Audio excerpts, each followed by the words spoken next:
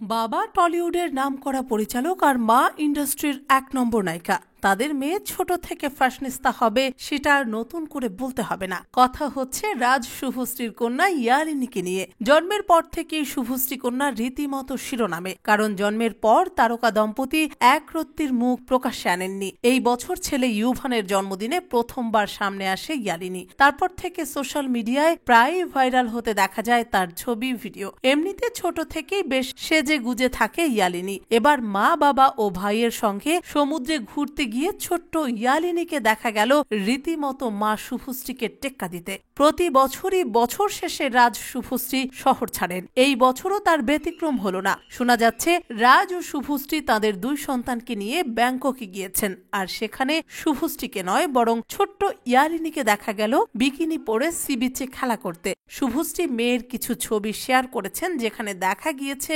শুভশ্রী কন্যা ইয়ালিনীকে হলুদ রঙের বিকিনিতে, মাথার উপরে চূড়ো করে বাঁধা চুল, কখনো পা মুড়ে বসে সে, কখনো আপন মনে বালি নিয়ে খেলতে ব্যস্ত।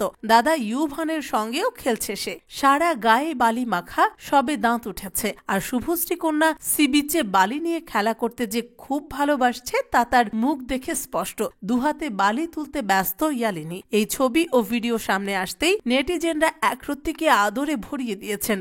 শুভশ্রী মাঝে মধ্যেই ইয়ালিনীর ছবি ও ভিডিও শেয়ার করে থাকেন, আর সেখানেও ছোট্ট ইয়ালিনীর স্টাইল সকলকে মুগ্ধ করবে।